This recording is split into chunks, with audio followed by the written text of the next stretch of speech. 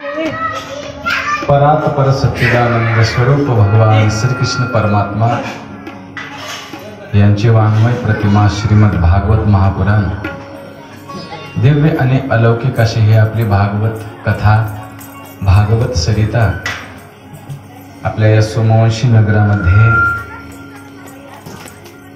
प्रारंभ होऊन आजचा षष्ठम म्हणजे 6वा दिवस आहे। 6व्या दिवसाची ही आपली ही भागवत कथा आणि त्या कथेमध्ये आज आपण प्रवेश करत आहोत। उपस्थित समस्त माता मावल्या, उपस्थित सर्व भाविक जन,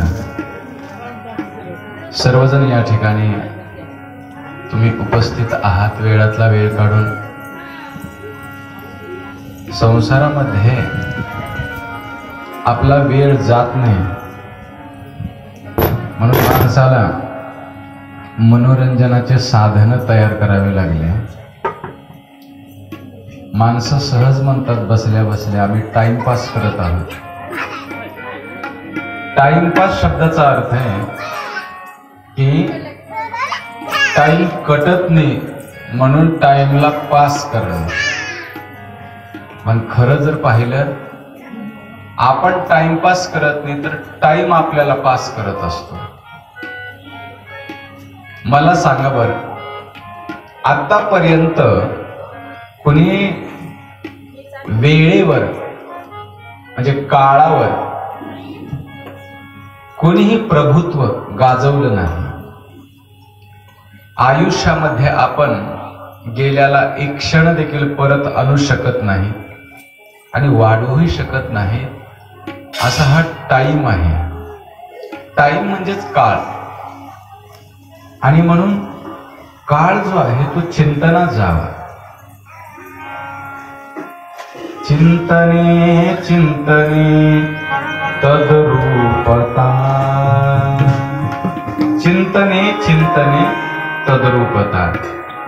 चिंतन करायला पाहिजे। चिंतन कशाचं करावं? संसाराचं नाही, जे आपल्या हिताचं आहे त्याचं आपण चिंतन करायला पाहिजे।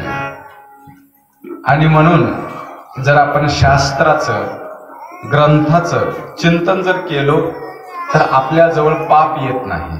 पाप शब्दाचा अर्थ आहे वाईट विचार। पाप म्हणजे कोणी असं काही जसं हार गळ्यात घातला जातो तसं काही पाप असतं, असं स्थूल पाप असं नाहीये। ज्या माणसाच्या जवळ चांगली विचार आहेत समजायचं तो पुण्यवान आहे, आणि ज्या माणसाच्या जवळ वाईट विचार आहेत तो पापीच आहे महाराज। काही पापी माणसं जे आहेत हे जगाला त्रास देतात कारण त्यांच्याकडे चांगले विचार नाहीत म्हणून ते त्रास देतात। आतंकवादी जो आहे तो बॉम्बस्फोट घडवून आणतो, दुसऱ्यांना त्या ठिकाणी मारतो, हत्या करतो। याचा अर्थ आहे त्या आतताई माणसाजवळ चांगले विचार नाही। आणि जगात आतापर्यंत चांगल्या माणसाचेच पुतळे उभा केलेत, आतंकवादी माणसाचा पुतळा उभा केला नाही। धर्म कोणता जरी असला तरी त्या धर्मातल्या माणसाने जर पुण्य केला असेल तर त्याचे पुतळे उभा केलेत महाराज। तसं आपल्याला जर चिंतन करण्याकरिता त्या ठिकाणी जर काळ जर मिळाला असेल तर आपण चांगलं चिंतन करावं, वाईट चिंतन करू नये। म्हणून आपल्याला भागवत जे आहे तो चिंतनीय विषय आहे आणि आपण तो श्रवण करायलाच पाहिजे। गीता भागवत करीती श्रवण, श्रवण माणसाने करायला पाहिजे। ज्ञानेश्वरीमध्ये श्रवण भक्ती ही श्रेष्ठ भक्ती सांगितली। नवविधा भक्तीपैकी पहिल्या भक्तीचं नाव आहे श्रवण। श्रवणम कीर्तनम यस्य, म्हणजे अगोदर ऐकावं लागेल, ऐकल्याशिवाय तुम्हाला ज्ञान होत नाही। नीट ऐका बरं का, चांगली गोष्ट ही ऐकावीच लागते आणि वाईट गोष्ट ही ऐकावीच लागते। ऐकल्याशिवाय माणसाच्या विचारामध्ये परिवर्तन होत नाही। म्हणून आपण चांगल्या गोष्टी श्रवण करायला पाहिजे। श्रवण म्हणजे ऐकणं, आणि नुसतं श्रवण केल्याने मोक्ष मिळतो का? तर ज्ञानोबराय म्हणतात अवश्य मिळतो. श्रवणानेच उद्धार होतो जीवाचा. याच्याकरता ज्ञानोबरायांनी देखील फार चिंतन सुंदर केलं आहे 4थ्या अध्यायामध्ये. दूध जाय दूध साखरे तरी कडू निंबका पियावा. येथ मोक्ष असे आयता श्रवणाची माझी. मोक्ष जर तुम्हाला प्राप्त करायचा आहे तर आयता मोक्ष, जो मोक्ष तपश्चर्या करून, जो मोक्ष यज्ञ यागादी करून तुम्हाला प्राप्त करावा लागतो, तो संसारिक जीवाने फक्त श्रवण केल्याने त्याला मोक्ष मिळतो. मोक्ष शब्दाचा अर्थ काय असं उद्धार होणं, गायब होणं असलं नाही. तुमची जी अटॅचमेंट आहे, तुमचं जे मन गुंतलेलं आहे, त्या मनाला बाजूला करणं तोच मोक्ष आहे. मन एव कारणम बंध मोक्षयोः.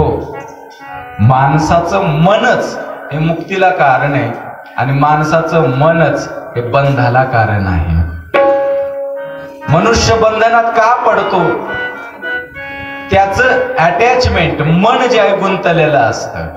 आणि मन एकदा गुंतलं ना महाराज, इतके गोड दृष्टांत आहेत काही काही ज्ञानेश्वरीमध्ये. ज्ञानोबा म्हणतात मन कसं असतं बघा. एखाद्या सरोवरामध्ये कमळ असतं, त्या कमळामध्ये मकरंद आहे, परागकण आहे. ते परागकण सेवन करण्याकरिता भ्रमर म्हणजे भुंगा जातो. गुंतन कसं असतं बघा. आणि त्या नाजूक अशा परागकणावरती आपले छोटेसे पाय जे आहेत ते ठेवतो, अलगत ठेवतो आणि तो मकरंद भ्रमर सेवन करतो. सेवन करता करता त्याचं मन इतकं गुंतलं जातं त्याच्याशी, तो एकरूप होतो. आणि सायंकाळ होते, सायंकाळी कमळ जे आहे ते त्या ठिकाणी सूर्यास्त झाला रे झाला की मिटतो महाराज कमळाचं फूल. कमळाचं फूल, कमळाच्या पाकळ्या या मिटल्यामुळे तो जो भ्रमर आहे गुंततो मध्ये महाराज. पण एरवी लाकूड कोरणारा भुंगा आहे आणि तो भुंगा त्याला एवढ्याशा कमळ कोरता येणार नाही का सांगा? ज्ञानोबराय म्हणतात त्याला कमळ कोरता येणार नाही, कमळातल्या पाकळ्या कोरता येणार नाहीत. जुन्या काळामध्ये गुणाक्षर नावाचा त्या ठिकाणी महाराज शब्दाचा प्रयोग केला जायचा. गुणाक्षर म्हणजे लाकडाला देखील कोरतो भुंगा. माळवद असायचे जुन्या काळातले, आणि भुंग्या जर कोरायला लागलं ना तर त्या माळवदाच्या लाकडाला देखील कोरायचा. म्हणजे एवढी शक्ती आहे, जो लाकूड कोरू शकतो, एवढं सामर्थ्य ज्याचा आहे तो भुंगा. त्या ठिकाणी महाराज तो नाजूक पाकळ्या कोरता येणार नाही का, पण कोरता येतं सहज, त्याला त्याच्यातून मुक्त होता येतं. परंतु त्याची गुंतणी, हे अटॅचमेंट जे आहे त्या मकरंदाशी झालेली असते. आणि परिणाम असा होतो, सरोवरात हत्ती येतो, त्या कमळाच्या पाकळ्यासह त्या ठिकाणी उचलतो आणि मग महाराज हत्ती पायाखाली तुडवतो आणि भ्रमराला मरावं लागतं. तसं हत्ती म्हणजे काळ आहे, तसं आपल्याही जीवनामध्ये आपण जर गुंतून जण राहिलो. माणसं म्हणतात संसाराने पकडले, संसार कोणालाच पकडत नाही आतापर्यंत. का पकडणार आहे? संसार स्थूल आहे, तो चैतन्याला कसं पकडेल महाराज? तो जीवात्म्याला कसा पकडेल? संसार जो आहे तो आपल्या भ्रमामुळे, आपल्या अज्ञानामुळे आपल्याला तसं वाटतं आणि त्यामुळे आपण जे आहे तिथे गुंतून राहतो. म्हणून सगळं होतं महाराज. कुणाचं मन कशात गुंतले, कुणाचं मन कशामध्ये गुंतले महाराज. ऋणू झुणू ऋणू झुणू रे भ्रमरा, सांडी तू अवगुणू रे भ्रमरा.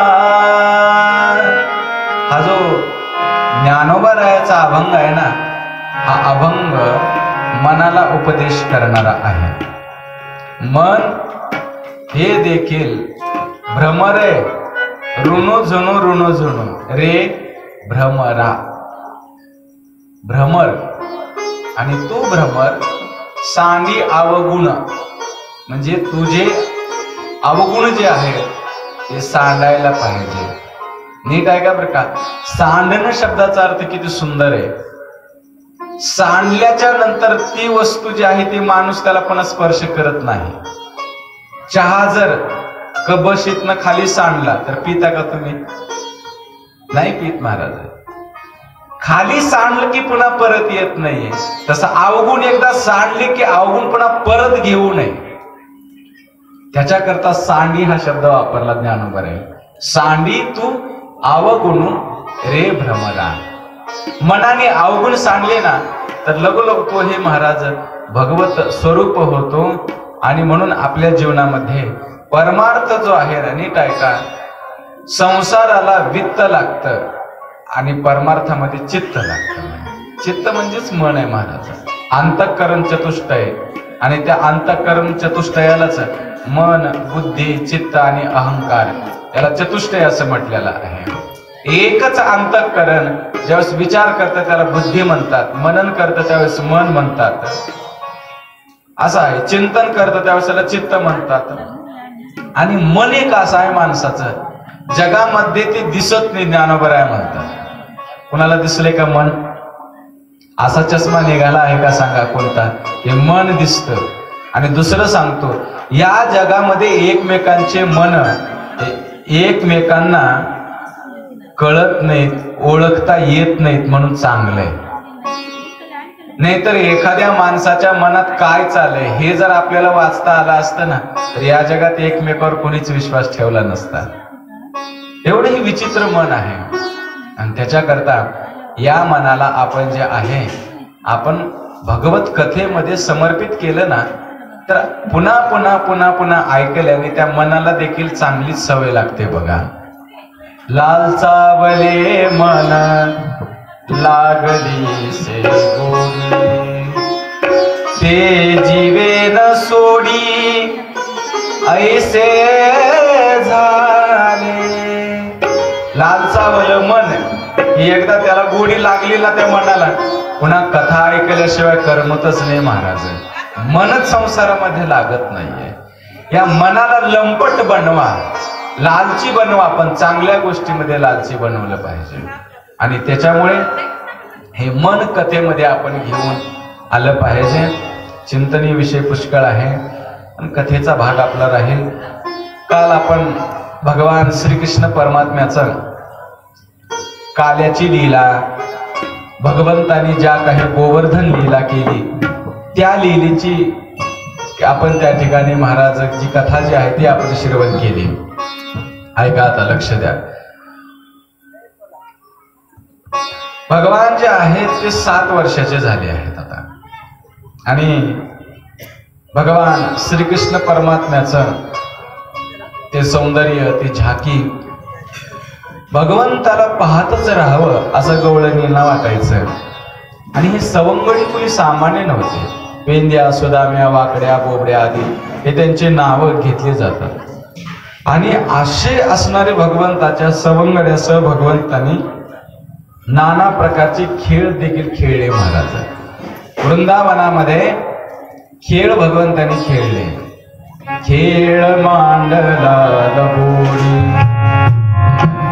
खेळता ते नाना परेमा. एक नाही, वेगवेगळ्या प्रकारचे खेळ भगवंत खेळतात.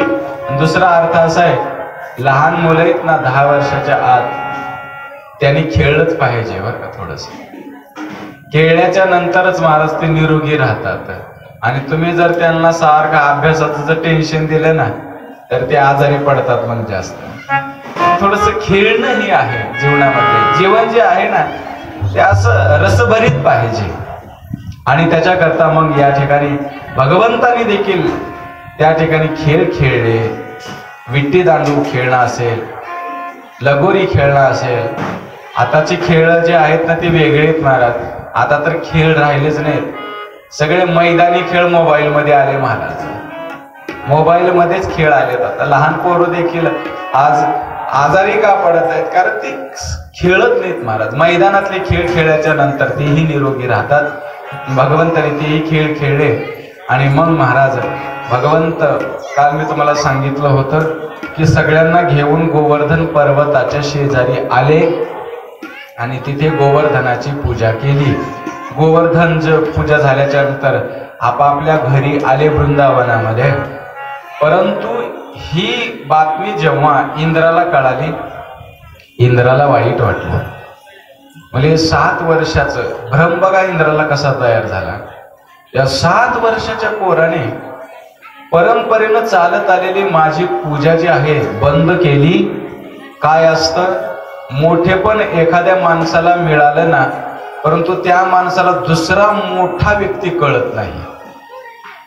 ऐका बरं का, मीच श्रेष्ठ आहे, मीच मोठा आहे, अशा जर आविर्भावात तो राहिला तर त्याला कोण मोठा आहे हेच कळत नाही महाराजा. तसं आहे इंद्राला देखील शक्ती, इंद्राला देखील स्वर्गातली गादी देणारा हा परमात्मा आहे, पण इंद्राला कळालं नाही. आणि भगवान जे आहेत आपलं स्वरूप जे आहे ते झाकून ठेवतात, जगाला दाखवत नाहीत महाराज. मी देखील तुमच्या सारखाच आहे, मी देखील देहधारी आहे, मनुष्यासारखा आहे, अशी ही माया भगवंताची आहे.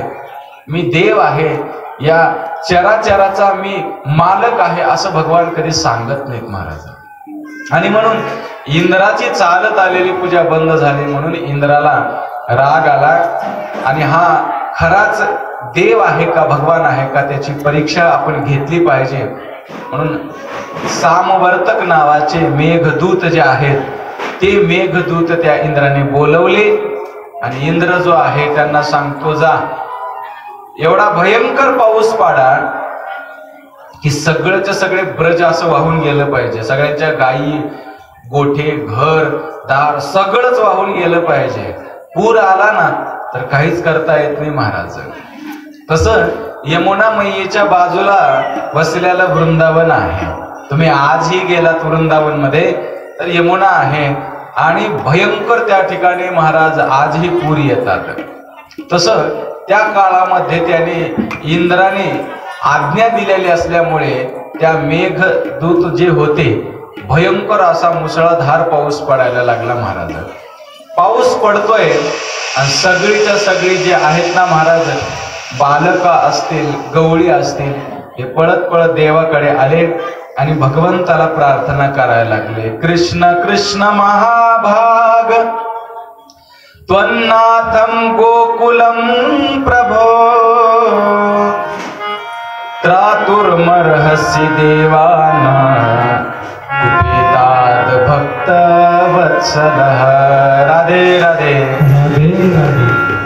हे कृष्ण, अत्यासाराती वादेनं भयंकर वारा सुटलेला आहे. भयंकर महाराज, भयंकर पूर सदृश्य त्या ठिकाणी परिस्थिती उद्भवली आहे आणि सर्वजण भगवंताला शरण येतात.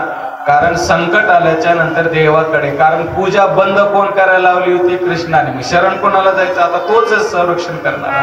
आतापर्यंत त्याने संरक्षण केलेलं आहे, तो हे आता आपलं संरक्षण करेल म्हणून भगवंताला शरण येतात. कृष्णा, आता आपलं काही खरं नाहीये.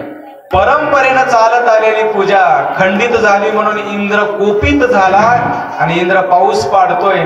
आता गोठ्याने पाणी शिरत होतं, गाई वासरं आता काही वासरू त्या ठिकाणी वाहून जाते की काय अशी अवस्था झाली होती. मग सर्वजण भगवंताला शरण येतात. भगवान म्हणतात, ज्याची आपण पूजा केलोय चला त्याला शरण आहे जायचं म्हणे. स्वतःवर घेत नाहीत महाराज, पण शरण गेले त्याच गोवर्धना पर्वताच्या शेजारी. आणि भगवान म्हणायला लागले, असं करा, पाऊस तर वरून धो धो पडतोय, सगळ्यांनी आपल्या बैलगाड्यामध्ये जेवढा काही प्रपंच संसार होता तो बैलगाड्याने भरून गाई वासरं घेऊन काही खाण्याचं साहित्य घेऊन सगळा पसारा घेऊन गेले आणि गोवर्धन त्या पर्वताच्या पायथ्याशी उभा राहिले आणि भगवंताकडे पाहायला लागले. कृष्णा म्हणजे आलोत आता. गोवर्धन म्हणले, पूर येईल आपल्याकडे, हे आपण वाहून जाणं, म्हणजे तुम्ही घाबरू नका. म्हणले, मी आहे महाराज. देव राखी तया मारील कोण, न मोडे काटा हिंडता वन. पायात काटा देखील मोडणार नाही जर देवाने जबाबदारी उचलली असेल तर. भगवंत म्हणतात, असं करा, हा जो विशाल गोवर्धन पर्वत आहे हा पर्वत उचला. देवाने असं बोलल्या बोलल्या भगवंताचा चेहरा पाहायला लागले. 7 वर्षाचं पोरग आहे, 7 वर्षाचा हा मुलगा, गोवर्धन पर्वत सोडा, इथं आम्हाला पोत उचलत नाही. जीव तो जीव आहे आणि देव तो देव आहे. देवाला त्या ठिकाणी असं काहीतरी करून दाखवायचंय महाराज, जे कोणालाच करता येत नाहीये. भगवंताकडे पाहायला लागले. भगवंता कृष्णा मला शक्य नाही आमच्या नाही, म्हणजे मला तरी थोडी मदत करा. याचा अर्थ असा आहे, देव सर्वांना घेतो आणि स्वतःवर मात्र काही येऊ देत नाहीये. निमित्त करतो कोणाचं तरी. खर तर महाभारताचं युद्ध भगवंतामुळे जिंकलं, पण निमित्त अर्जुनाला केलं महाराज. आणि म्हणून निमित्त मात्रम भव सव्यसाचिन असं आहे. पण भगवंत म्हणतात थोडं मदत तरी करा, उचलतो का बघूत आपण. तो विशाल असा असणारा गोवर्धन पर्वत, सगळ्यांनी महाराज गोवर्धनाचा जय जयकार केला. बोली गोवर्धन भगवान की जय, गोवर्धन भगवान की जय म्हणून महाराज सर्वांनी एका सुरात महाराज जय जयकार करून तो पर्वत उचलण्याचा अट्टहास केला, प्रयत्न केला. भगवंतानीच खरा तो उचलला होता, भगवंतानीच आधार दिला देवाने. कारण देव काही करू शकतो महाराज. जो क्षणात सुनामी आणू शकतो, जो क्षणामध्ये हा वातावरण निसर्गामध्ये बदल करू शकतो, पर्वत फार मामूली चीज आहे महाराज. उचलला. सगळेजण त्या ठिकाणी कृष्णा म्हणले आम्ही आहोत, काळजी करू नकोस. कोणी हात लावले, कोणी काठी लावली आहे, कोणी त्या ठिकाणी 2 हात लावलेले आहेत. आणि मग सगळेजण त्या ठिकाणी महाराज भगवंताकडे पाहायला लागले. भगवंताला म्हणायला लागले आता काय करायचंय. म्हणजे चला खाली. आता खाली जायचं म्हणजे पर्वताच्या खाली जायचं. थोडीशी जागा अशी तयार झाली होती तिथे. भगवंताकडे पाहायला लागले, म्हणायला लागले देवा आम्ही जर आत गेलो आणि यदा कदाचित असा हा विशाल पर्वत जर हातातून निसटला तर माती करायची गरज नाही, आयती माती होईल इथेच. म्हणजे इथे झालं सर्वजण स्वाहा जीवन.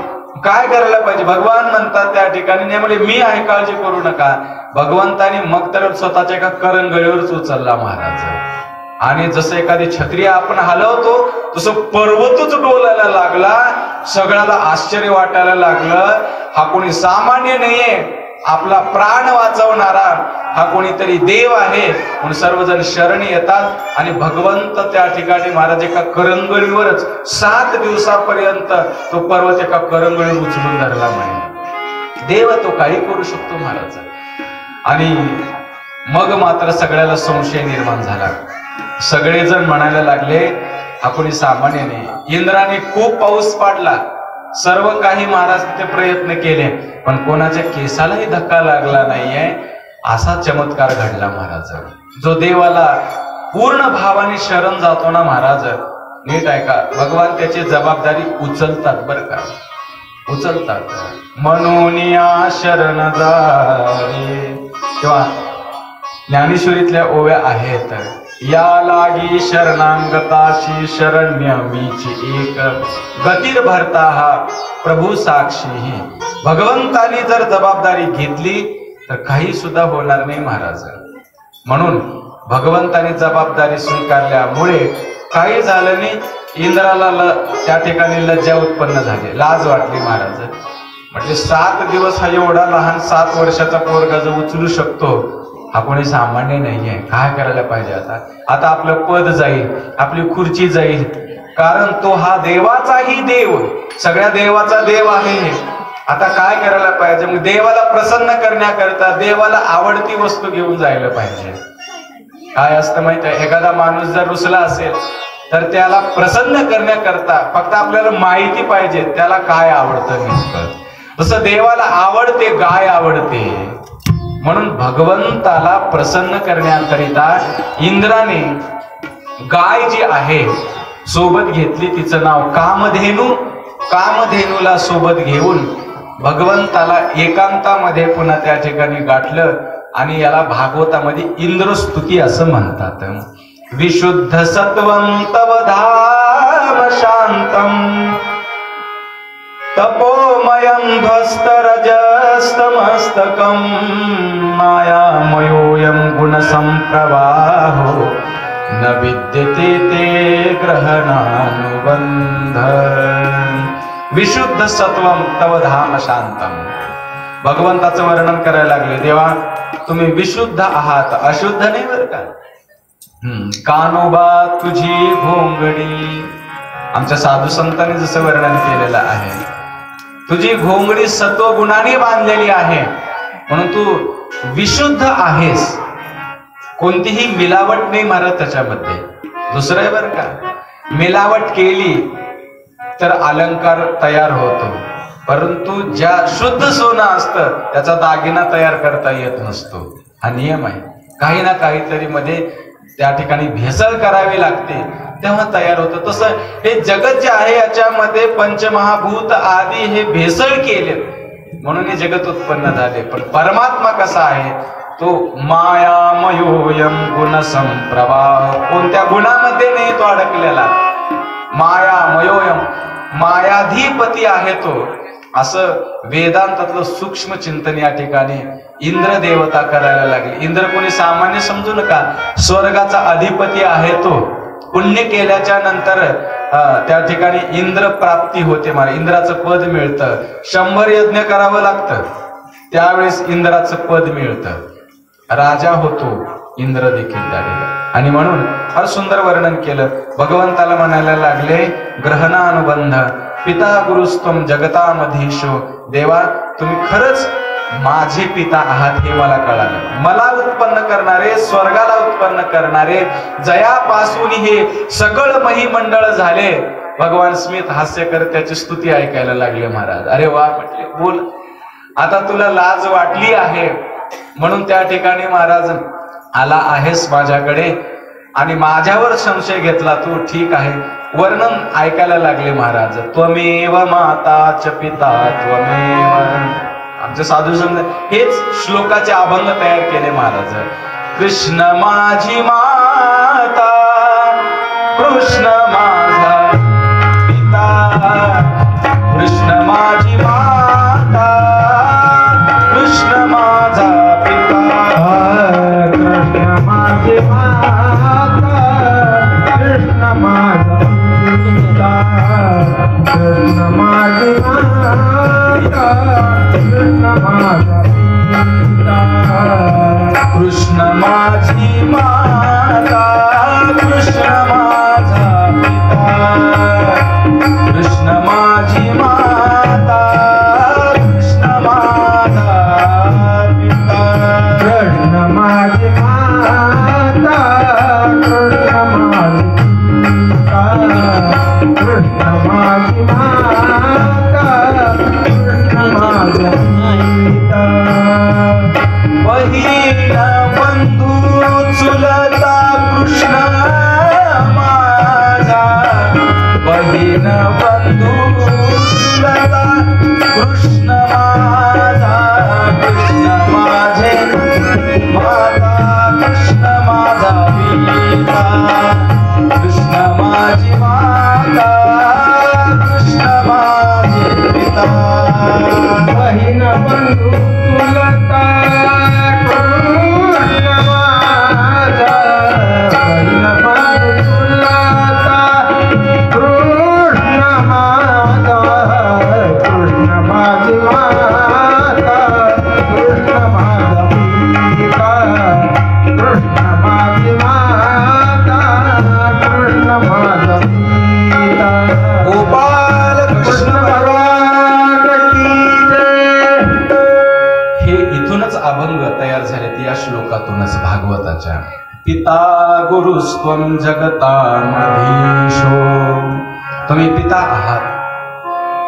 42 श्लोक आहेत महाराज स्तुतीचे, वर्णन फार सुंदर केलेलं आहे इंद्राने।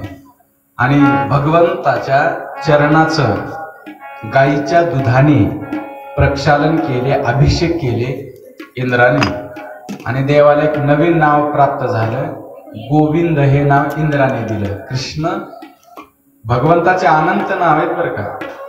गोवर्धन उचलला म्हणून गिरीधर नाव पडलं। गिरी म्हणजे पर्वत, पर्वताला ज्याने उचललं त्याचं नाव त्या ठिकाणी गोवर्धन, पुन्हा मग गिरीधारी हे त्याचे नाव आहे.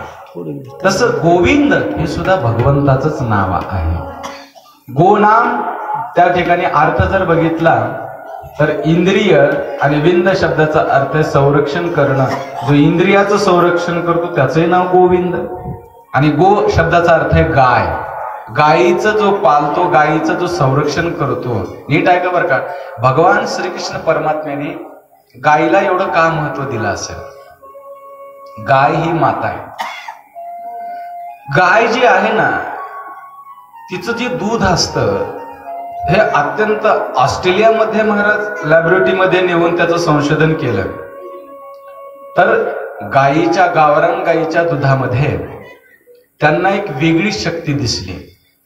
पौष्टिक असणारं दूध फक्त ते गायीचं आहे. आणि त्या गायीचं पालन का केलं? कारण आपण जन्मल्यानंतर 3 वर्ष आईचं दूध पितो आणि मरेपर्यंत गायीचं पितो पुन्हा. म्हणून जननी जानकर दूध पिलाती, साल 6 माही भर, गौ माता पै सुधा पिलाती, रक्षा करती जीवन भर. आणि म्हणून भगवंत त्या ठिकाणी नवनीत किंबहुना गायीचं त्या ठिकाणी जे काही दूध आहे आणि गायीचं संगोपन आहे ते परमात्मा करत असत. म्हणून भगवंताचं नाव गोविंद हे पडलं. आणि मग इंद्राने स्तुती केली. ठीक आहे म्हणले. एक फार सुंदर दृष्टांत दिला. काय असते, एखादी गरोदर असणारी माता माऊली असते बघा, आणि तिच्या पोटामध्ये जर एखाद्या लहान बालकाने जर लात मारली, आतल्या अर्भकाने लात, त्याला इंग्लिशमध्ये किक म्हणतात आजकाल, छोटासा अनुभव येतो, तिला सुद्धा असतो. थोडेसे पाया जर लागला तर लात मारली म्हणून कोणतीही आई त्याच्यावर रागावते कधी? मला लात मारतो काय? उलट प्रसन्न होते महाराज ती. तसं आहे भगवान त्या ठिकाणी संपूर्ण जगताला निर्माण करणारी ती जननी आहे, माता आहे, आई आहे. इंद्र म्हणतो माझ्याकडून लात लागली, माझ्याकडून अपराध झालाय, मला माफ करा देवा. क्षमा याचना करत असत इंद्र. भगवंताने त्याला माफ केलं. ठीक आहे म्हणे इंद्र, घाबरू नकोस म्हणे, मी काही तुला पदावून काढणार नाहीये. तुझं जोपर्यंत पुण्य आहे तोपर्यंत तू स्वर्गाचा अधिपती राहशील. परंतु मला हे सांगायचं आहे, स्वर्ग देखील मी निर्माण केलेला आहे. हे संपूर्ण विश्व माझ्यापासून तयार झालेलं आहे. म्हणून तुला एक भ्रम होता, मी सगळ्यात मोठा आहे, तो घालण्याकरिता ही लीला या ठिकाणी भगवंतानी केली. आणि मग भगवान जे आहेत त्या सगळ्या गवळ्यांना आणि गोपाळांना घेऊन ब्रजमंडलाकडे निघाले. वाटेतून त्या ठिकाणी मग महाराज सगळ्याला संशय निर्माण झाला. म्हणजे का, हे कृष्ण हा कोणी सामान्य नाही महाराज. आणि म्हणून या ठिकाणी महाराज जातात आणि विश्राम करतात. आणि मग आणखीन एक कथा परीक्षित राजाला शुकदेव या ठिकाणी सांगायला प्रारंभ करतात. एकादशाम निराहार समभेरच जनार्दनम. भागवतामध्ये एकादशी व्रत, त्या व्रताची महती 2 ठिकाणी आलेली आहे. ऐका, एकादशी माणसाने करावी, वैष्णवाने एकादशी करावी, आणि शैव उपासक असेल तर त्यांनी सोमवार करावा. आणि ज्याला जास्त पुण्य पाहिजे त्यांनी सोमवारही करावं आणि एकादशीही करावी. व्रत करणं याचा अर्थ म्हणजे याच्या मागे सायन्स आहे बरं का. व्रत हे प्रत्येक धर्माने सांगितलंय करायला. मुस्लिम देखील व्रत धारण करतात. जैन लोक तर आपल्यापेक्षा महाराज त्यांचे कठोर व्रत असतात, जैन मारवाडी. म्हणून प्रत्येक धर्माने व्रताला फार महत्व दिलं. त्याचं कारण असं आहे, तुम्हाला जर निरोगी राहायचं असेल तर माणसाने व्रत करावं. काय असतं, आती आपण खाल्ल्याने आपल्याला रोग निर्माण होतात शरीरामध्ये. 15 दिवसातून येणारी एक एकादशी आणि 15 दिवसातून आपण एक दिवस थोडस पोटाला जर मारलं ना तर आपल्या शरीरामध्ये कफ, वात आणि पित्त असे 3 दोष असतात. कोणते कोणते? कफ, वात आणि पित्त. ज्या माणसाचं पित्त वाढलं ना त्या माणसाला चलता चलता चक्कर येते बघा. अशी माणसं म्हणतात पित्त झालं, ऍसिडिटी झाली, पुन्हा गोळ्या घ्या, पुन्हा काहीतरी आजारी पडायचं. म्हणजे पित्त ज्याचं वाढलेलं आहे, पित्तमय प्रकृती का आहे? कारण त्याचं पित्त वाढले म्हणून त्याला त्याचा शरीराला त्रास होतो. ज्या माणसाचा वात दोष शरीरातला वाढलाय त्या माणसाच्या शरीराला कंप सुटतो महाराज, कंप सुटतो, असं थरथर थरथर थर कापतो. ज्या माणसाच्या शरीरातला कफ वाढलाय त्या माणसाने कुठलंही पाणी पिलं तर लगेच सर्दी होते त्याला महाराज, कफ वाढतो ना म्हणून. कारण रोग प्रतिकार शक्ती बॉडीत नसते. हे सायन्स सांगतो बरं का तुम्हाला, वैज्ञानिक कारण सांगते. व्रत का करायचं कथेमध्ये हेही सांगितलं पाहिजे. मग साधू संतांनी सांगितलं धर्माच्या नावाखाली कमीत कमी तरी लोक एक दिवस तरी उपाशी राहतील.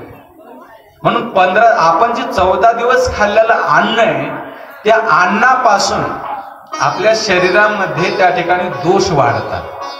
म्हणजे ज्याचा कफ वाढलाय, पित्त वाढलंय, असा दोष जर कमी करायचा असेल तर आपण एक दिवस डाएट प्लॅन घेतला पाहिजे, थोडस पोटाला मारलं पाहिजे. आणि मग अत्यंत आजारी पडला की डॉक्टर कडे जात आणि डॉक्टर म्हणतो आती खाणीनं मसनात जाणे म्हणतो, आती खाऊ नका, आता जास्त खाल्ला तर लवकर स्मशानाकडे जावं लागेल, मग थोडस पोटाला उपाशी मारा, असंही डॉक्टर सांगतात. आणि तुम्हाला माहिती आहे, मला माहिती नाही, योगा केंद्र असेल, आज मोठे मोठे डॉक्टर आहेत ना, काय खायचं आणि काय खाऊ नये याच्या करता ते प्लॅन देतात तुम्हाला. हे मोठे मोठे ऍक्टर असतात, हिरो हिरोईन असतात, हे जे असतात ना हे कधीच पिझ्झा बर्गर खात नाहीत, फक्त ऍडव्हर्टाईज करतात महाराज. ते स्निग्ध पदार्थ तर कधीच खात नाहीत ते, आणि जगाला खा म्हणतात. तुमची बॉडी कशी झाली तरी चालेल, पण आम्ही आमचे शरीर जे आहे मेंटेन कर ठेवणार महाराज. म्हणजे का सांगतात ते? कारण त्यांना जगाशी काही घेणं देणं नाहीये. आणि संत जे आहेत ते सत्य सांगतात महाराज, कसं खावं, काय खावं, कसं राहायला पाहिजे. म्हणून 15 दिवसातून एक एकादशी येते, माणसाने एक एकादशी तरी करावी महाराज. व्रत एकादशी करीन उपवासी. काही काही माणसं अशी असतात एकादशी करतात, परंतु अशी एकादशी करतात की एकादशी एवढं कोणीच खात नाही महाराज, एवढं खातात एकादशीच्या दिवशी. जमतं का अशी एकादशी? एक काही काही तर 4 दिवसापासूनच महाराज त्यांच्या डोक्यात येतं फराळाचे कोणते कोणते मेनू करायचे म्हणे. एकादशीला एवढं ताट सजलेलं असतं, एरवी माणसं तेवढं खाणार नाहीत, पण एकादशीला तेवढं खातील महाराज.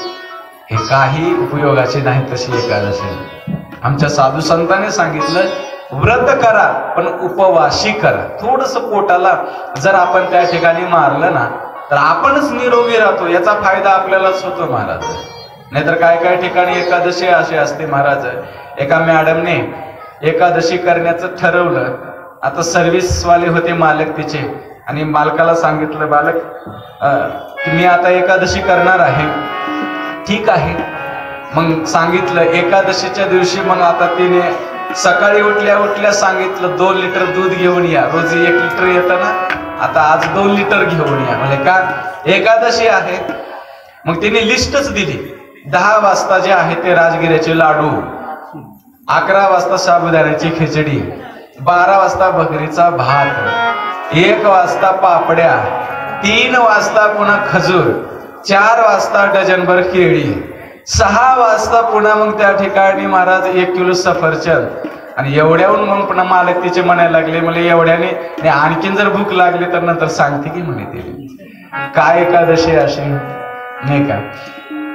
मी एक वाक्य ऐकलं होतं, एकादशी म्हणजे एकादशी नाही. मग विचारलं का एकादशी केली का? म्हणजे हो अशीच असते एकादशी, म्हणजे मन मोकळी एकादशी आहे महाराज, मनावर कंट्रोलच नाही अशी एकादशी. एकादशीचं व्रत सामान्य नाही आहे.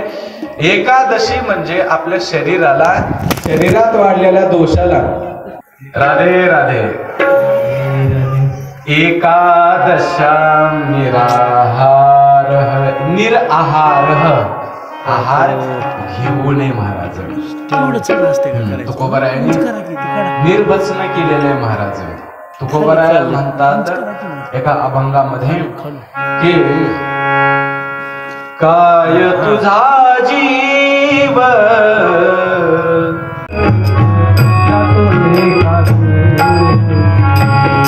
हराळाचे विषी धने घेशी हराळाचे विषी धने घेशी काय तुझा जीव जातो एकादशी काय तुझा जीव जातो एकादशी काय तुझा जीव जातो एकादशी काय तुझा जीव जातो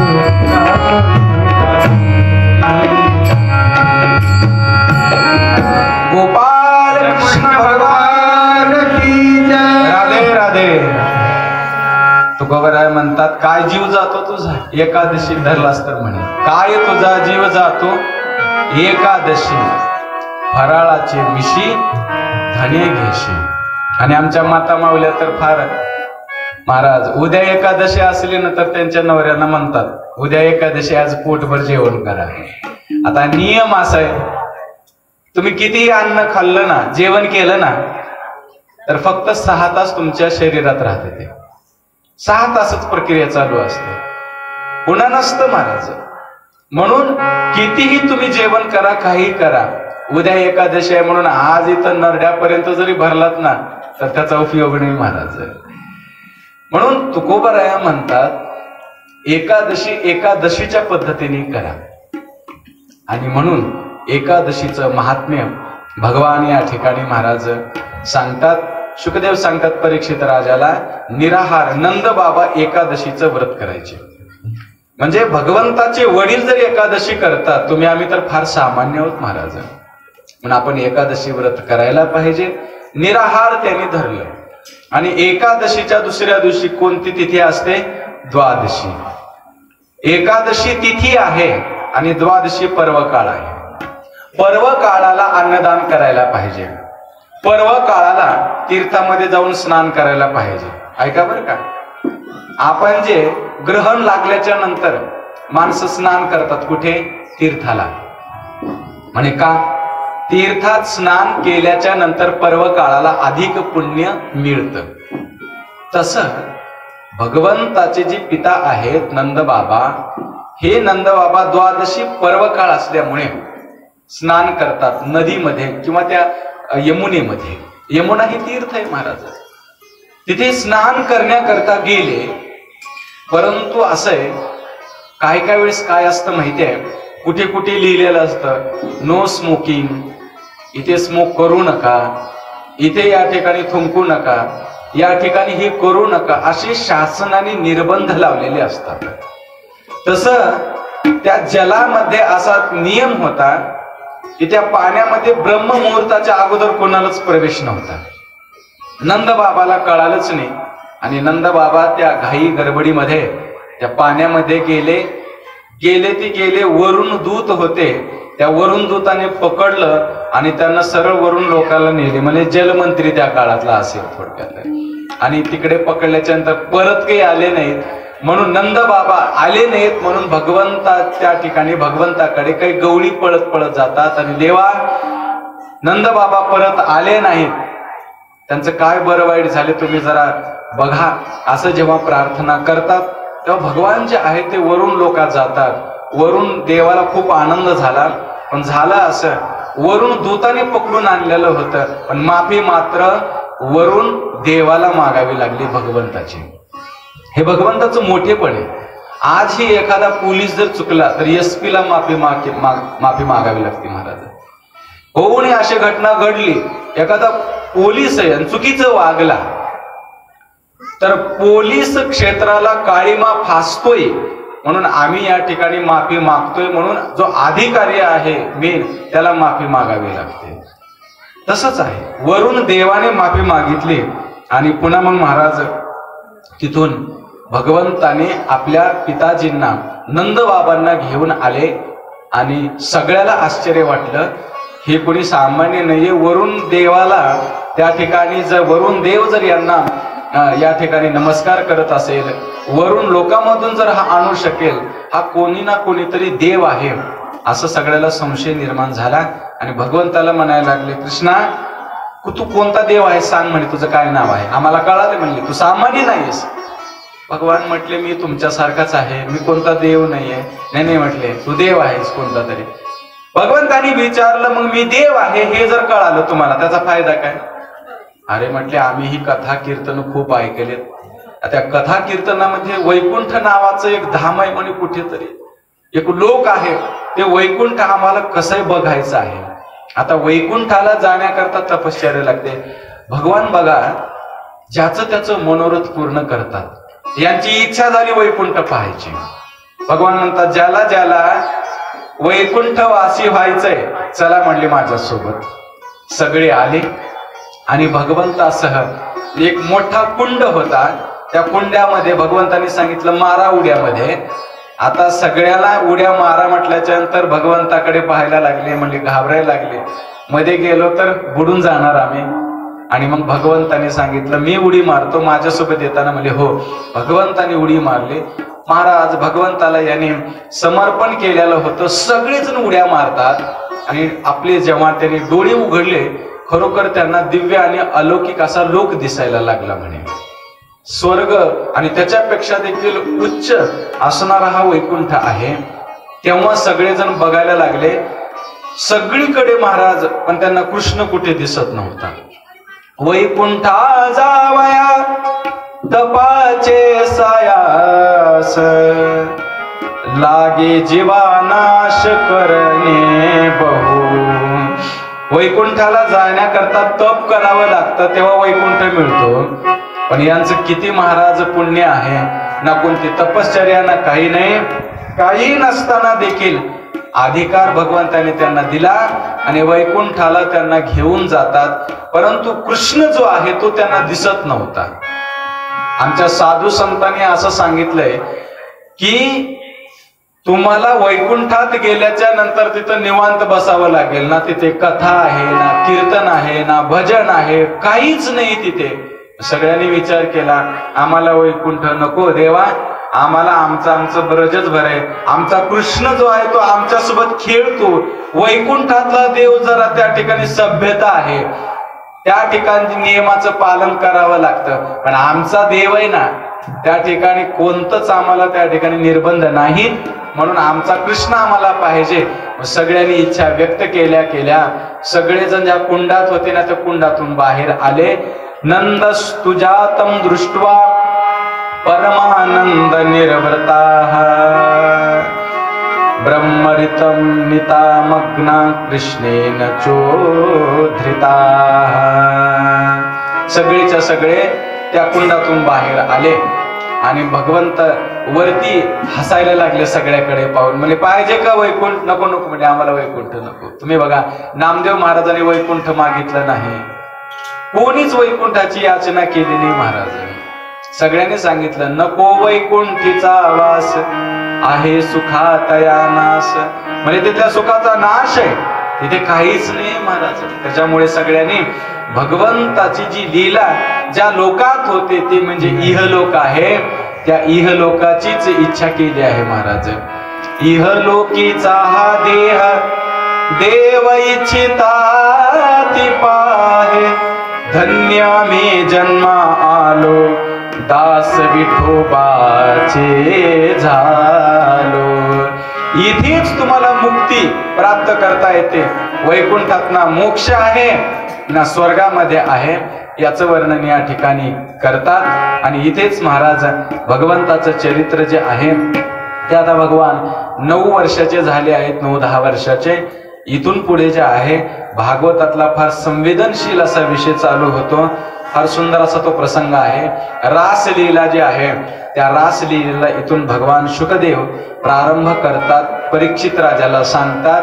आता रासलीला ही काही कामलीला नाही, त्याचं सूक्ष्म चिंतन आपण थोडस करूता.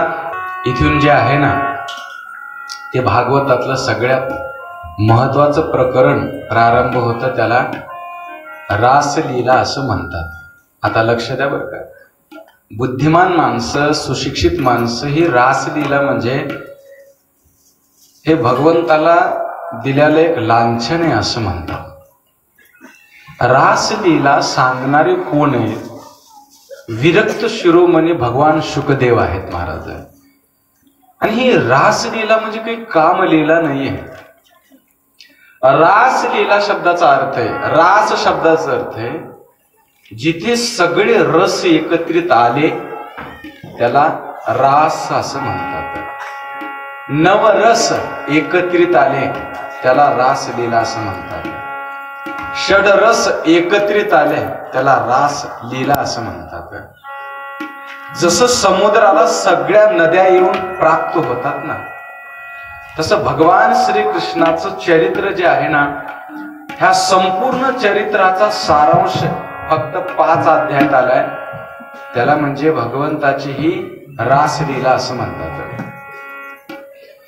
भगवंताने अनेक लीला केल्यात, त्यापैकी जी भगवंताची काला लीला आहे त्या काला लीलामध्ये फक्त तिथे पुरुष मंडळी आहे, तिथं स्त्रियांना प्रवेश नव्हता. काल्यामध्ये फक्त सवंगडी होते, मित्र होते भगवंताचे. पण ही रासलीला इथे सगळ्या फक्त गवळणी होत्या.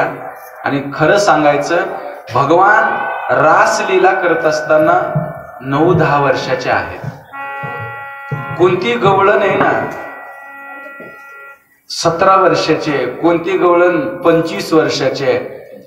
ह्या गवळणी कुणी सामान्य नाहीत, त्या स्त्रिया झालेल्या आणि त्यांचे लग्न झालेल्या गवळणी होत्या महाराज. रास शब्दाचा अर्थ आहे दुसरा, नृत्य. भगवंताने जे नृत्य केलं गवळणीसह त्या लीलेला या ठिकाणी रासलीला असं म्हटलेलं आहे. आणि भागवतामध्ये याला रास पंचाध्यायी असं म्हणतात. काय म्हणतात? रास पंचाध्यायी. मला सांगा, हृदय जे आहे हे सगळ्यात महत्वाचं आहे. आपल्या शरीरामध्ये सगळ्यात महत्वाचं पार्ट कोणतं असेल तर हृदय आहे. हात तुटला तर माणूस जिवंत राहू शकतो, पाय तुटला तर जिवंत राहू शकतो, पण हृदय बंद पडलं तर काही काहीचे हृदय असे असतात.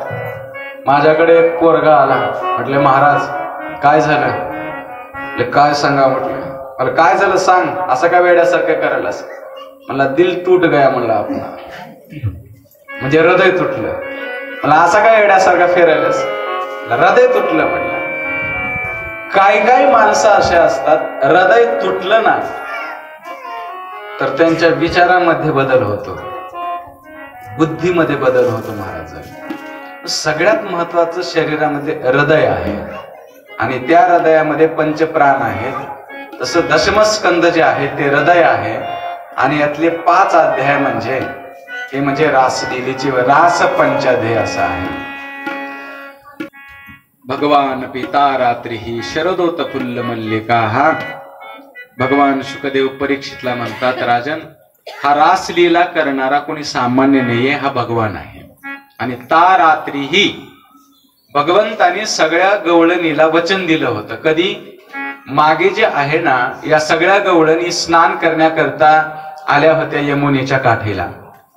आणि भगवंतानी जेव्हा त्यांचं चिरहरण लीला केली, वस्त्र जे आहेत ते लपवून ठेवले होते आणि असं जे आहे उघड्यावर स्नान करणे हे चुकीचं आहे तुमचं असं म्हणून त्यांना निर्बंध घातले होते. मग त्यावेळेस सगळ्या गवळणींनी याचना केली होती, म्हणले देवा जन्म जन्मांतरापासून आम्ही तुझी वाट पाहत आहोत, तू आम्हाला आता प्राप्त झालेला आहेस, मग आमची इच्छा कधी पूर्ण करशील, आमच्यासोबत कधी नृत्य करशील. त्यास भगवंतानी वचन दिलं होतं, मी तुमच्या सोबत शरद पौर्णिमेच्या रात्री मी नृत्य करीन.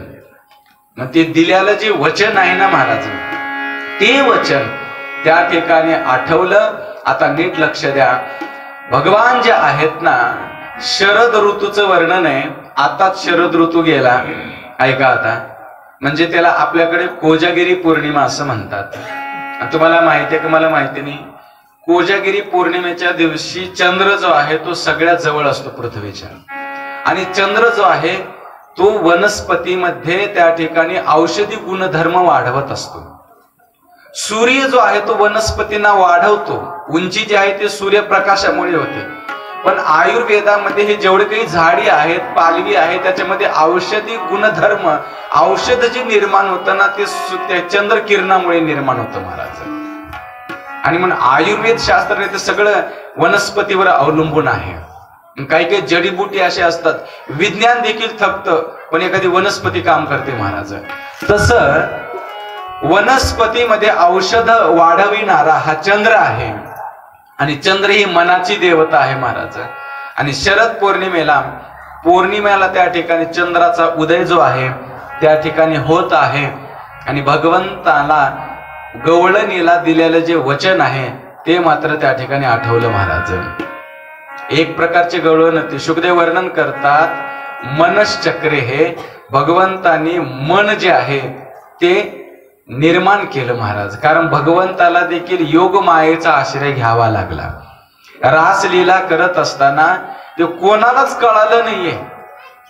आपापल्या घरातल्या जेवढ्या काही स्त्रिया होत्या, गवळणी होत्या, त्या नृत्य करायला गेलेल्या आहेत हे कोणालाच माहिती नाही. ती भगवंताची योग माया आहे.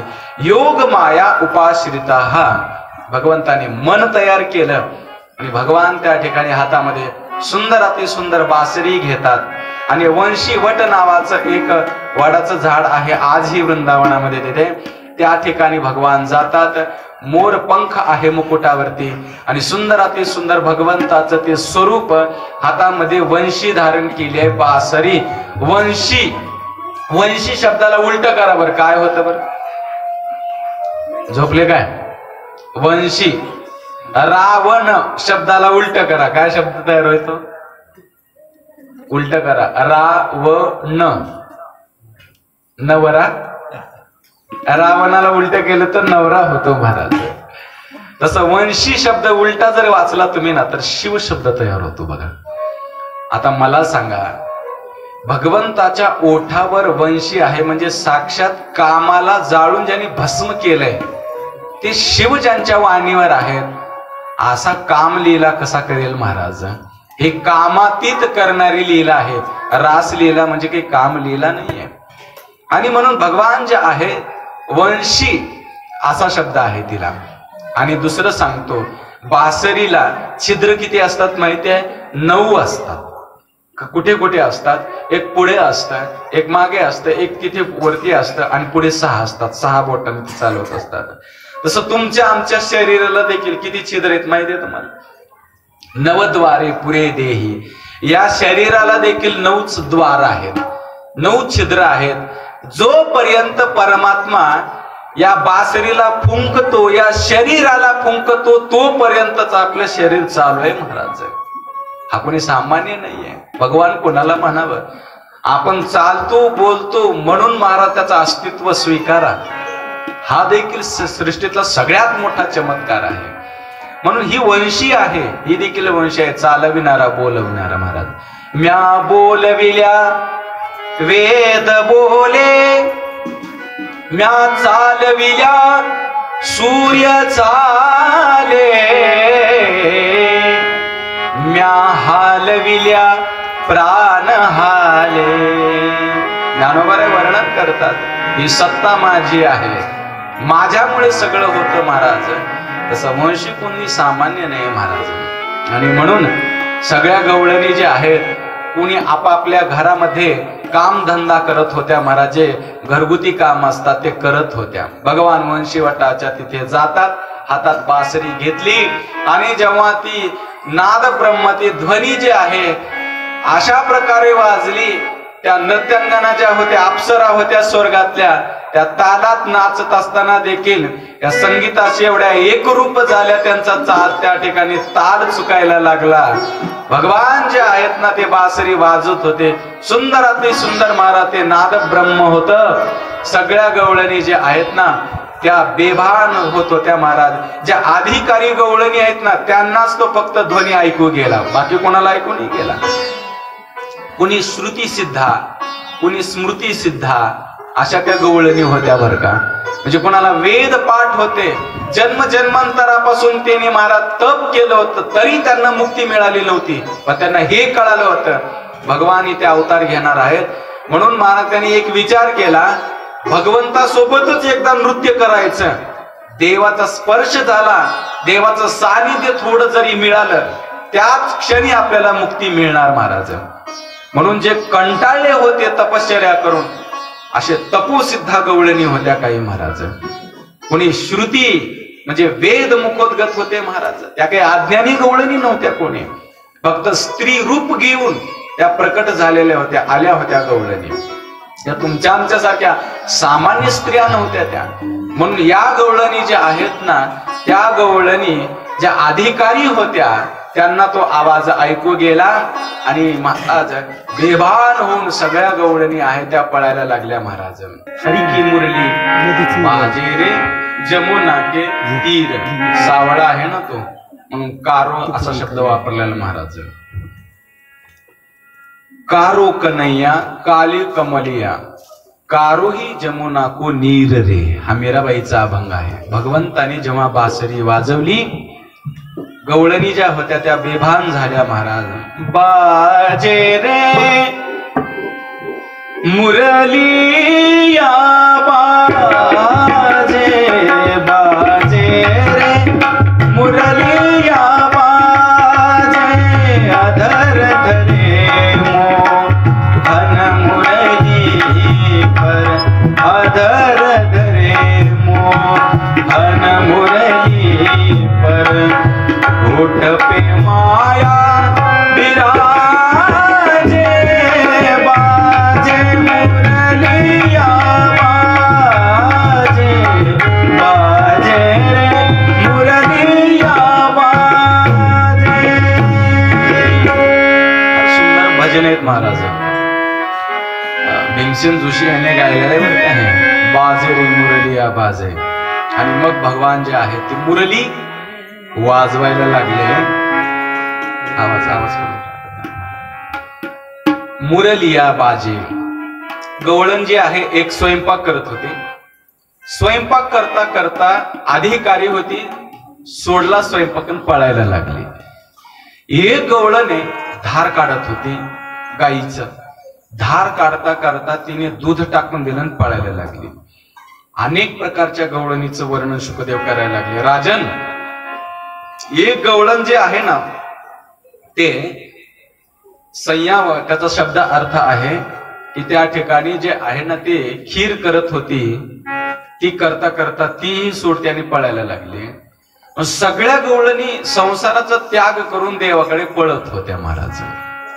याचा मतीत अर्थ असा आहे, भगवंताकडे जाण्याकरता संसार सोबत नसला पाहिजे, संसार सोडावा लागतो महाराज. कोणीतरी विचारलं, अगं रासलीला झाल्याच्या नंतर आल्या आल्या दूध पिता आला असतं ना, मग त्या बाल्टीतलं जे दूध आहे, बकेटातलं जे दूध आहे, तू ते टाकून दिलं का? काय कारण आहे त्याचं? त्यावेळेस तिने सांगितलं, माझं मन जर या दुधात अडकलं असतं ना तर रासलीलेत माझं मन लागलं नसतं. एकदा सांडले संपले हे जर कळालं ना, पुन्हा मात्र माझं मन याच्यात गुंतणार नाहीये. अशा गवळणी, कोणी सासू सासऱ्याची सेवा करत होत्या गवळणी, त्या पळायला लागल्या. कोणी त्या ठिकाणी महाराज बैलाची धार कशी काढू रे, मन मोहिले रे, मन मोहिले रे. अशा प्रकारे गवळणी महाराज बेभान होऊन त्या ठिकाणी पळत आहेत. पळता पळता एक नव्हत्या, अनेक अनेक गवळणींनी वेगवेगळ्या प्रकारच्या शृंगार केलेल्या होत्या गवळणी. भगवान जे आहेत ते त्या ठिकाणी बासरी वाजवत होते. वाजवता सगळ्या गवळणीने असं गोल भगवंताला वलय केलं. अनेक अनेक गवळणी भगवंताची ती दिव्य छटा, भगवंताचं स्वरूप पाहायला लागल्या महाराज. सावळे स्वरूप आवडे जीवा, ते सावळ स्वरूप त्या जीवाला आवडतं महाराज. मग सगळेजण ते निहाळत होते भगवंताचं स्वरूप. भगवंताचं वाजवणं जेव्हा थांबलं, भगवंताने डोळे उघडले आणि त्या सगळ्या गवळणीला पाहिलं. गवळणीला म्हणायला लागले, स्वागतम महाभागा,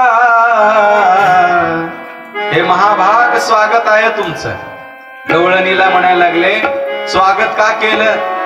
कारण भगवान म्हणतात, तुम्ही माझ्याकडे आलात आणि दिलेलं वचन तुम्हाला त्याची आठवण झाली आणि तुम्ही आलात, जीव जो आहे तो देवाकडे जात नाहीये म्हणून त्याला मोक्ष मिळत नाही महाराज. या परम भाग्यवान होत्या, महाभागा. संसारातली एखादी गोष्ट मिळाली तर त्याला भाग्यवान म्हणतो, ज्याला देव मिळाला तो महाभाग्यवान असतो महाराज.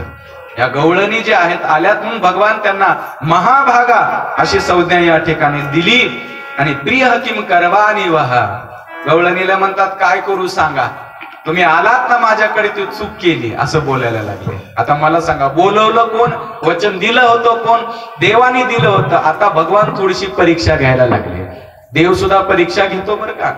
सगळ्या गवळणीला म्हणतात परमात्मा, अगं भयंकर रात्र आहे, अशा रात्रीमध्ये तुम्ही माझ्याकडे आलात ना, हे चुकीचं आहे, कारण उद्या लोक काय बोलतील मला.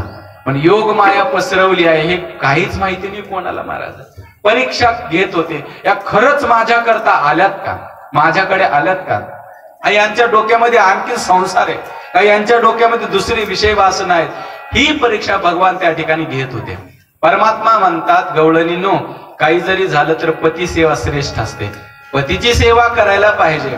आणि तुम्ही तुमच्या सासू सासऱ्याची, पतीची, घरदार सर्व सोडून माझ्याकडे तुम्ही आलात, हे काही मला योग्य वाटत नाहीये असं परमात्मा त्या ठिकाणी बोलायला लागल्या. सगळ्या गवळणी निराश झाल्या, खाली मान घातल्या. कोणी जे आहे ते अंगठ्याच्या पायानं माती उकरायला लागलं महाराज. गवळणी म्हणजे का, एकतरी जन्म जन्मांतरापासून आम्ही वाट पाहत होतो या गोष्टीची, ही वेळ आज आली आणि जवळ बोलून आम्हाला झिडकारत आहे, आम्हाला पाठवत आहे परत, हे बरोबर नाहीये. देवाचं ते बोलणं आणि त्या बोलण्याला गपचिप त्या ठिकाणी सगळ्या गवळीने ऐकायला लागल्या. पती धर्म किती श्रेष्ठ असतो काय सांगावं तुम्हाला. म्हणतात भगवान म्हणतात, एक ब्राह्मण आणि एक ब्राह्मणी होती आणि त्यांनी त्या ठिकाणी त्यांच्या घरामध्ये नुकताच जन्माला आलेला एक मुलगा होता, तो रांगत होता म्हणे. आणि काय झालं, ब्राह्मणाने घरामध्येच होम हवन यज्ञ वगैरे ठेवलं आणि स्वतः ब्राह्मण आहुती देण्याकरता दोघही पती पत्नी तिथे बसले.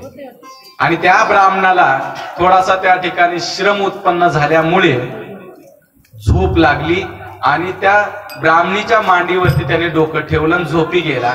आता एकुलता एक मुलगा होता, झाला असं म्हणतात. तो जो मुलगा आहे आज झोपलेला, तो रांगत रांगत येत होता. त्या ब्राह्मणीला असं वाटलं, आता मी जर उठावं तर माझ्या नवऱ्याची झोप मोडेल. पती धर्म किती श्रेष्ठ असतो हे प्रवचन कोण देत आहे, कृष्ण जे आहे ते देत आहेत सगळ्या गवळणीला महाराज. गवळणी ऐकत आहेत, बोलण्याकरता खूप चॅप्टर आहेत ना. मधुराधिपते रखिलम मधुरम, मधुर बोलतात, त्याचं बोलणं ऐकावं असं वाटतं. सगळ्या गवळीने ऐकत होत्या. सांग म्हटले काय सांगायचे ते. मग म्हणले ती जी येत होता रांगत रांगत मुलगा, त्याने त्या ठिकाणी, आता लहान मुलाचा स्वभाव असतो, चमकणारी जी वस्तू असते ना ते त्याला पकडतं बघा लगेच धरून. जसं त्या यज्ञ कुंडामध्ये अग्नी असा धगधग करत होता. या ब्राह्मणीला वाटलं आता मी जर नाही उठावं तर माझा मुलगा त्या अग्नीमध्ये पडेल आणि उठावं तर माझ्या नवऱ्याची झोप मोडेल. तिने आपले नेत्र बंद केले आणि आपला पती धर्म श्रेष्ठ आहे हे तिने ठरवलं महाराज. पती धर्म किती श्रेष्ठ आहे ते सांगतात महाराज. मग परिणाम असा झाला, तो मुलगा पडला अग्निकुंडात, पण त्या अग्नि देवतेला देखील काहीच करता आलं नाहीये. ते पत्नी धर्म त्या ठिकाणी, पती धर्म जो आहे तो किती श्रेष्ठ आहे. त्या अग्नीची त्या ठिकाणी अंगार जे होते आतले त्याचे फुलं झाले म्हणे आणि त्या बाळाला काही सुद्धा जखम झाली नाहीये.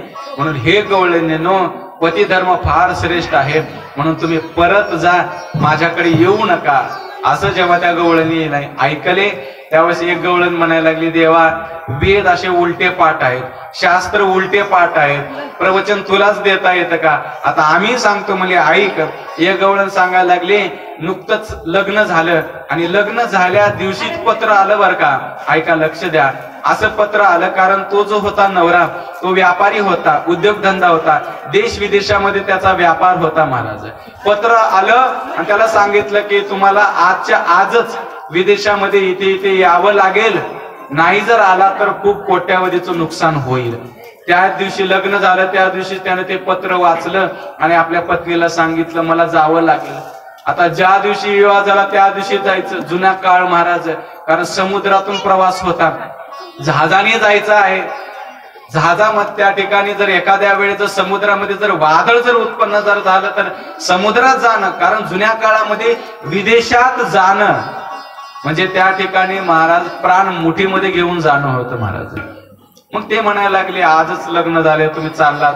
त्यावेळेस त्याने सांगितलं बघ म्हणले माझ्याजवळ हा फोटो आहे, माझा चित्र आहे, तू काय करत जा हे जे चित्राला बोलत जा, हाच तुझा नवरा आहे असं तू मान मी येईपर्यंत तरी. आणि म्हणून महाराज तू विदेशात गेला खरं. आता ही रोज त्या फोटोला बोलायची तुम्ही जेवला असताल, कारण त्या काळात काही मोबाईल नव्हते काही नव्हतं. मग त्या फोटोशी संवाद करायचे, जवळ जे आहे झोपत असताना त्या फोटोला जवळ ठेवायचे. प्रेम असतं महाराज पती पत्नीचं. आणि मग महाराज जेव्हा 4 महिन्यात तो परत आला, ही आत जी आहे त्या कॉटवरती झोपलेली होती, जवळ जो आहे फोटो ठेवलेला होता. आणि फोटो ठेवलेला असताना आता गवळणी देवाला प्रश्न विचारता, देवा सांग तिनं काय करावं, त्या फोटोला पती मानावं का बाहेर दारात उभा आहे तिकडे जावं, काय करावं तिने सांगावं. झोपले काय माता माऊलीनो, काय करावं. भगवान म्हणतात जो दारात आहे तो खरा पती आहे, त्याच्याकडे जायला पाहिजे, फोटो का पती आहे का. म्हणजे बस बसा मला हेच उत्तर पाहिजे होतं. देवा जन्म जन्मांतर आमचे अनेक या शरीराचे विवाह झालेले आहेत, एक जन्म नाहीये, अनेक पती झाले या शरीराचे, पण खरा जीवात्म्याचा पती जो आहे तो परमात्मा आहे. आणि आम्हाला हे माहिती आहे तू परमात्मा आहेस, या जीवात्म्याचा खरा पती तू आहेस. जन्म जन्मांतराची ही सेवा केलेली आहे देवा, आणि आम्ही आता तुला सोडणार नाहीये.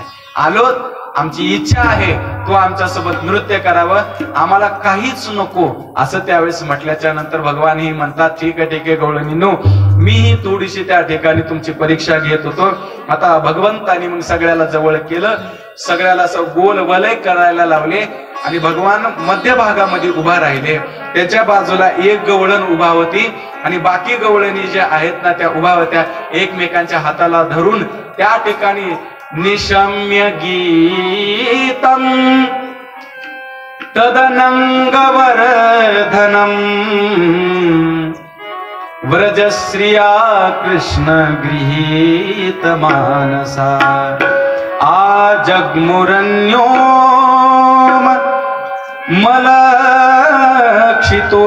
मलक्षितोद्यमाः यत्र कांतो जबलोल पुंडिताः. सगळ्यांनी शृंगार केलेला निशम्य गीतम तदनंगवर्धनम. अंगवर्धनम, कारण गीत नृत्य करायचंय ना तर त्याला गीत लागतं बरं का, संगीत लागतं. संगीताशिवाय महाराज मन समाधान होत नाही बरं का, प्रसन्न होत नाही. संगीताचा एक प्रभाव असतो बरं का. एक जण सुसाईड करायला जात होता, जाऊ नये, पहाटेची वेळ होती आणि गायक जो आहे तो रियाज करत होता. जाता जाता त्याला ते स्वर जे आहेत ना ते कानावर पडले आणि तो त्याच्याशी एकरूप झाला. म्हणजे एवढा राग ऐकून जाऊ, तो राग ऐकायला बसला आणि त्याच्या मनातलाच राग निघून गेला. आत्महत्या करायचा राग जो कुणावर रागावला होता त्याचा रागच निघून गेला आणि त्याने विचार केला जाऊ द्या म्हटले, कशाला सुसाईड करायचे आहे. संगीताचा प्रभाव असतो बरं का.